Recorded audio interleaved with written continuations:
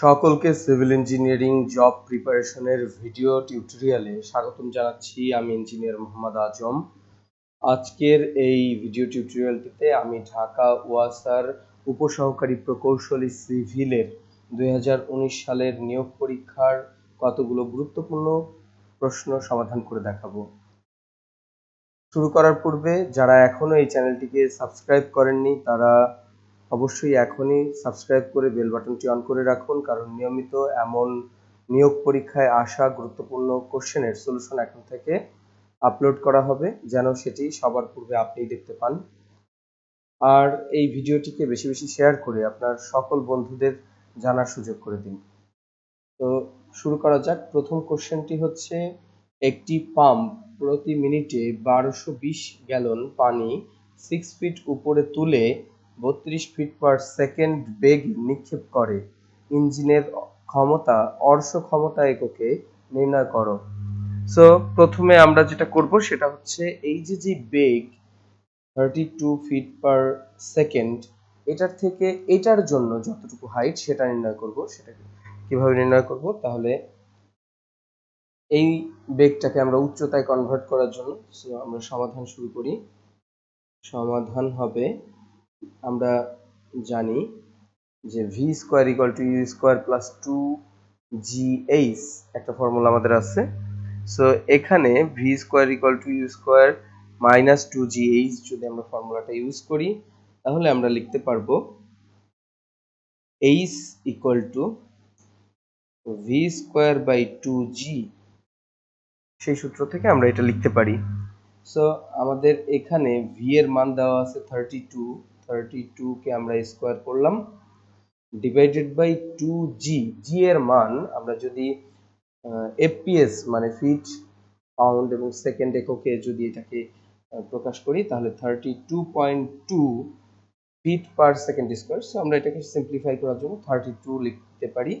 তো 32 স্কোয়ারের সাথে 32 কাটাকাটি গেলে একটা 32 উপরে থাকে, ডিভাইডেড বাই 2 হচ্ছে 16 ফিট হাইট তৈরি হচ্ছে শুধু এই বেগের জন্য। এই বেগের কারণে 6 ফিটের পরেও আরো 16 ফিট পানিটা তুলতে পারতো এই মোটরটা। সো আমাদের মোট উচ্চতা হবে 6 ফিট প্লাস 16 ফিট। তো আমরা লিখবো মোট উচ্চতা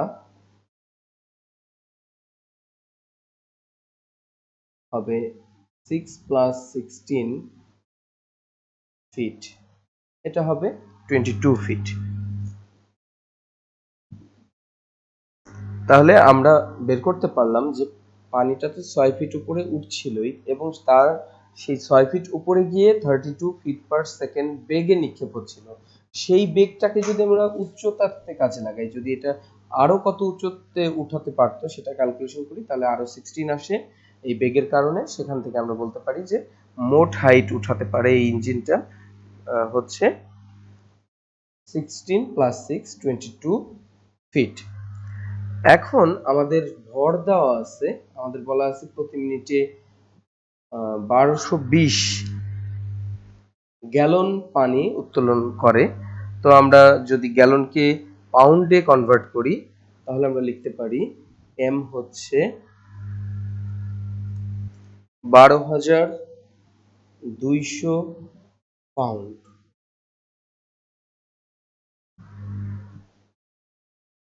12,200 পাউন্ড।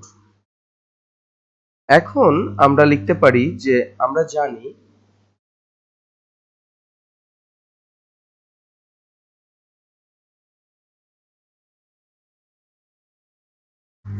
অর্শ ক্ষমতা বা হর্স পাওয়ার, ইঞ্জিনের হর্স পাওয়ার হচ্ছে mh ডিভাইডেড বাই 550t। এখন আমরা লিখতে পারি m হচ্ছে 12,200 পাউন্ড ইন্টু h হচ্ছে 22 ফিট এবং ডিভাইডেড বাই 500t। টি হচ্ছে আমাদের এখানে কাজটি হচ্ছে প্রতি মিনিটে, তাহলে প্রতি মিনিটে এখানে সেকেন্ড হবে 60 সেকেন্ড। তাহলে আমরা লিখতে পারি 20 না 12,200, সরি 12,200 ইন্টু 22 ভাগ হচ্ছে 500 ইন্টু 60, আমাদের অ্যান্সার আসছে 8.946। সো আমরা এটাকে অ্যাপ্রক্সিমেট বলে দিতে পারি যে এটা হচ্ছে 9, বা আমরা লিখতে পারি 8.95 হর্স পাওয়ার। এটি আমাদের এটির অ্যান্সার।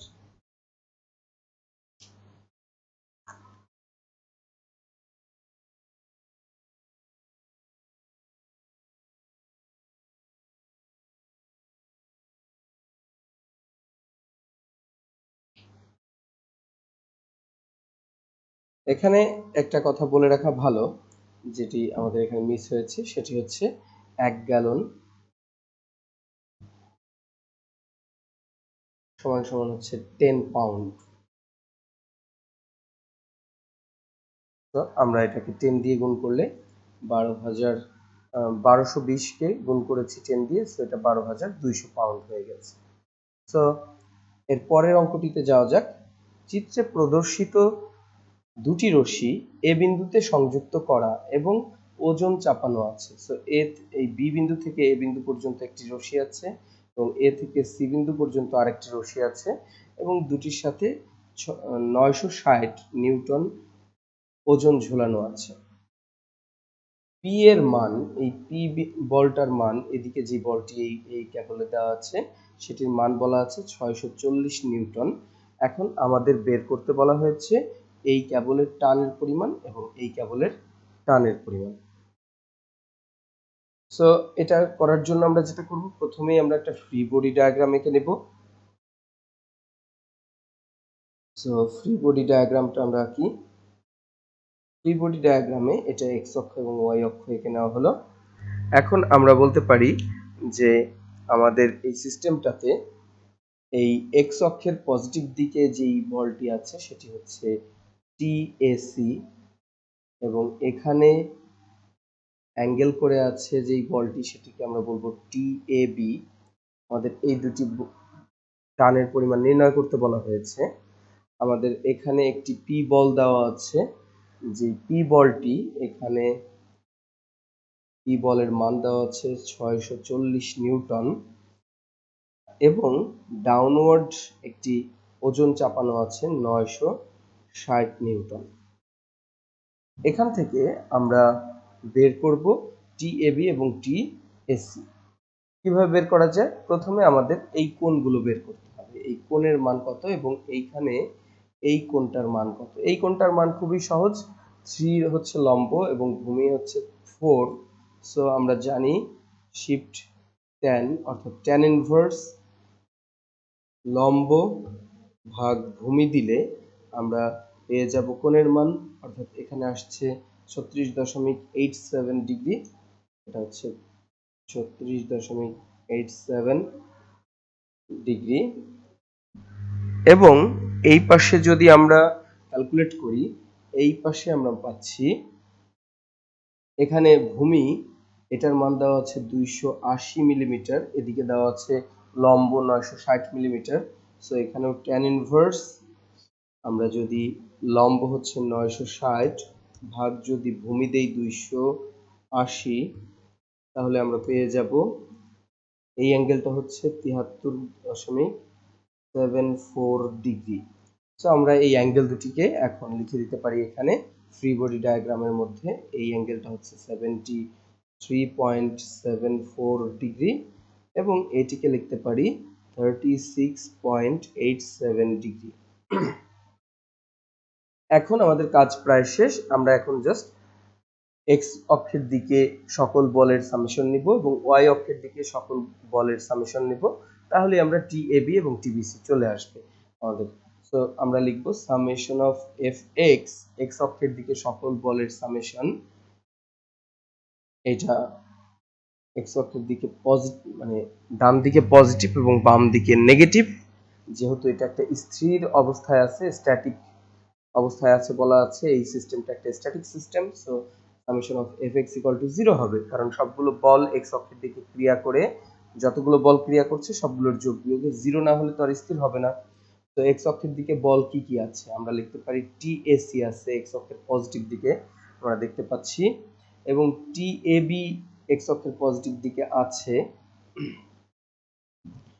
টিএবি cos 73.74 ডিগ্রি পরিমাণ এক্স অক্ষের দিকে পজিটিভলি আছে, এবং আমাদের এই 640 নিউটন যেটা পি বল সেটা আছে নেগেটিভ দিকে, অর্থাৎ -640 cos 36.87 ডিগ্রি ইকুয়াল টু 0, কারণ আর কোনো বল তো নেই। সো এটাকে আমরা 1 নং সমীকরণ দিয়ে রেখে দিব এখানে, এটাকে 1 নং সমীকরণ দিয়ে রেখে দিলাম। এখন আমরা যেটা করব সেটা হচ্ছে সামেশন অফ fy বের করব। সামেশন অফ fy আপওয়ার্ড ডিরেকশনে অল পজিটিভ, অর্থাৎ আমরা আপওয়ার্ড ডিরেকশনের বলগুলোকে পজিটিভ এবং ডাউনওয়ার্ড ডিরেকশনের বলগুলোকে নেগেটিভ বল হিসাবে কাউন্ট করব। সো এটাও সামেশন করলে হবে 0, কারণ এটাও স্ট্যাটিক সিস্টেমের ক্ষেত্রে আমরা জানি সকল বলের যোগফল 0 হতেই হবে। সো আমরা বলতে পারি এই ক্ষেত্রে আছে, আমরা দেখতে পাচ্ছি টিএবি সাইন 73.74 ডিগ্রি আপওয়ার্ড ডিরেকশনে, এখানে আছে 640 সাইন 36.87 ডিগ্রি, এবং ডাউনওয়ার্ড আছে 960 নিউটন ইকুয়াল টু হবে 0। এখানে আমরা দেখতে পাচ্ছি টিএবি ছাড়া বাকি সব কিন্তু আমাদের জানা, অর্থাৎ টিএবি ইকুয়াল টু আমরা লিখতে পারি 960, এই পাশে গেলে পজিটিভ হয়ে যাবে, -640 sine 36.87 degree divided by sine 73.74 degree. যদি আমরা ক্যালকুলেটরে মানগুলো দেই, প্রথমে 960 minus 640 sine 36.87 divided by sine 73.74, যা আসছে সেটা হচ্ছে 599.99 নিউটন, বা এটাকে আমরা অ্যাপ্রক্সিমেট বলতে পারি 600 নিউটন। এখন এই যে 600 নিউটন, এই বলের মানটা যদি আমরা টিএবি এর মানটা যদি আমরা এই 1 নং সমীকরণে বসিয়ে দিই, তাহলেই আমরা টিএসি এর মান পেয়ে যাব। সো টিএসি হবে, এই পাশে যদি যায় তাহলে 640 cos 336.87 ডিগ্রি মাইনাস টিএবি এর মান, এটা এই পাশে এসে মাইনাস হয়ে যাচ্ছে। সো টিএবি হচ্ছে আমরা একটু আগেই পেলাম 600 cos 73.74 ডিগ্রি, এই দুটাকে মাইনাস করলে কি আসে দেখা যাক। সো আমরা লিখতে পারছি 640 cos 36.87 minus 600 cos 36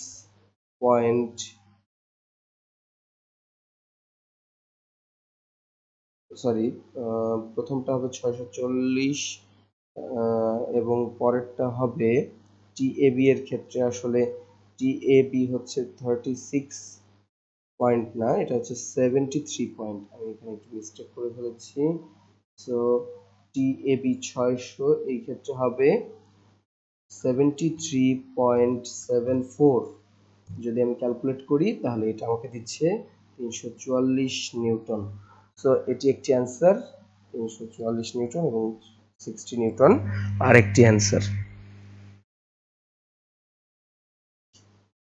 এর পরের যেই অঙ্কটি আমরা করব সেই অঙ্কটি একটি নচ ওয়্যারের অঙ্ক, নচের অঙ্ক।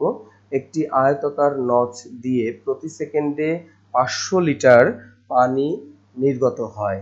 যদি নির্গমন সহগ 0.65 হয় এবং পানির উচ্চতা নিচের যে প্রস্থ তার অর্ধেক হয়, তবে নচের সাইজ বের করো।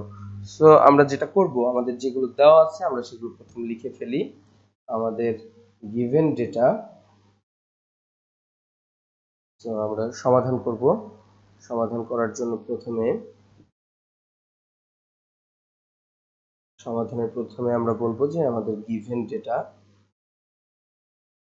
দেওয়া আছে কিউ বা ডিসচার্জ, যেটা নির্গমন, সেটা হচ্ছে 500 লিটার পার সেকেন্ড। এটাকে আমরা লিখতে পারি 500 লিটার। আমরা জানি 1 লিটার সমান সমান 1000 লিটার, 1000 লিটার সমান সমান 1 মিটার কিউব। সো এটাকে 1000 দিয়ে ভাগ করলে 0.5 মিটার কিউব পার সেকেন্ড। আমরা মিটার কিউবে নিয়ে গেলাম এটাকে। আমাদের দেওয়া আছে এইচ, আমাদের বলা আছে উচ্চতা হবে প্রস্থের অর্ধেক। তার মানে প্রস্থ যদি বি হয় তার অর্ধেক, তাহলে আমরা প্রস্থ বি যদি ধরি, অতএব আমরা বলতে পারি অতএব বি ইকুয়াল টু 2h। এখন আমাদের দেওয়া আছে কোএফিসিয়েন্ট অফ ডিসচার্জ বা নির্গমন সহগ 0.65। আমাদের বের করতে বলা হয়েছে নচের সাইজ বা আকার। সো আমরা নচের ক্ষেত্রে, আয়তাকার নচের ক্ষেত্রে সূত্র জানি, Q equal to 2/3 C D into root over 2g B into H to the power 3/2। আমি এই সূত্রের প্রমাণটা এখানে দেখালাম না, কারণ আমরা জানি, আমি ধরে নিলাম যে এই সূত্রগুলো আমরা জানি। আর যদি আপনারা না জেনে থাকেন তাহলে নিচে কমেন্টে অবশ্যই বলবেন, এই সূত্রগুলোর প্রমাণও আমি ধারাবাহিকভাবে দিব। সো এই মানগুলো যদি আমরা এখানে বসিয়ে দেই তাহলে আমরা কিউ এর মান পাচ্ছি 0.5, এখানে 2/3, সিডি এর মান পাচ্ছি 0.65, রুট ওভার 2 ইন্টু জি এর মান বসাবো 9.81 এবং 2h, বি এর মান হচ্ছে 2h এবং h যেহেতু h সেহেতু এটার উপরে 3/2। এখান থেকে যদি আমরা h এর জন্য ক্যালকুলেশন করি তাহলে আমরা লিখতে পারি যে এখানে h এর সাথে যা কিছু আছে আমরা এখানে 0.5 ইকুয়াল টু 2/3, একটু ক্যালকুলেট করে ফেলি। আমরা 3/2টাকে এই পাশে নিয়ে গেলে কি হয় দেখা যাক। আমরা 3/2 কে এই সাইডে নিয়ে যাই,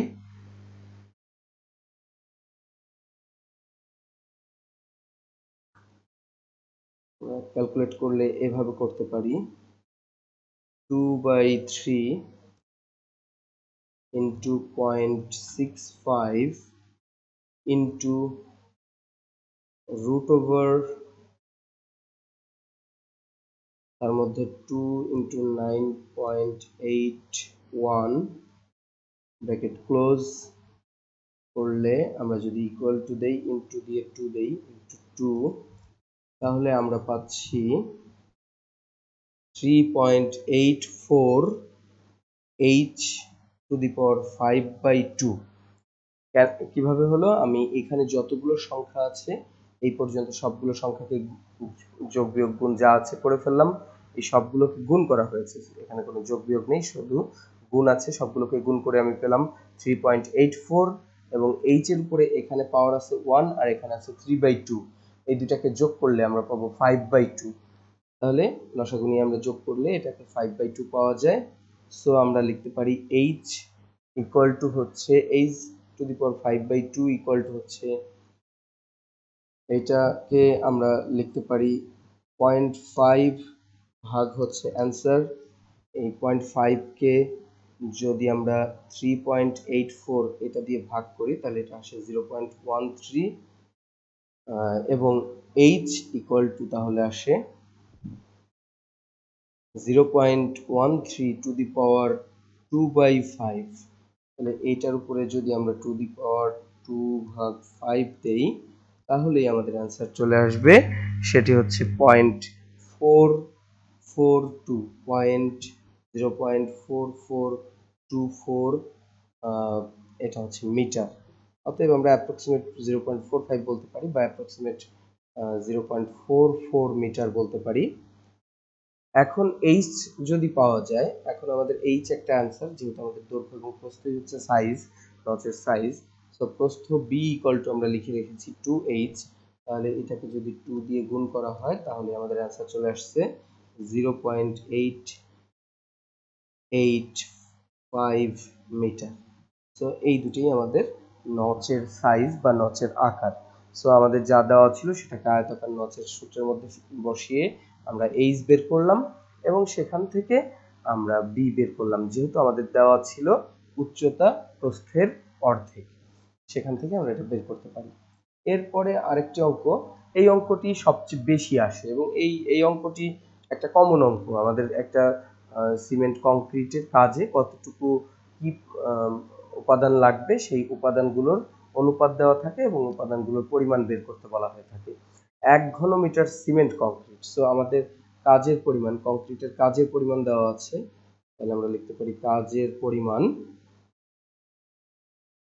দেওয়া আছে 1 মিটার কিউব এবং আমাদের বলা আছে, আমরা জানি যে শুকনো আয়তন হবে, শুকনো আয়তন ইকুয়াল টু 1 ইন্টু 1.5, আমরা জানি এটা কত আসে 1.5 মিটার কিউব। কারণ হচ্ছে শুকনো অবস্থায় 1.5 গুণ আয়তন হয়ে থাকে, কারণ লুজ অবস্থায় কংক্রিটের যে উপাদানগুলো আছে সেগুলো 1.5 গুণ আয়তনের হয়।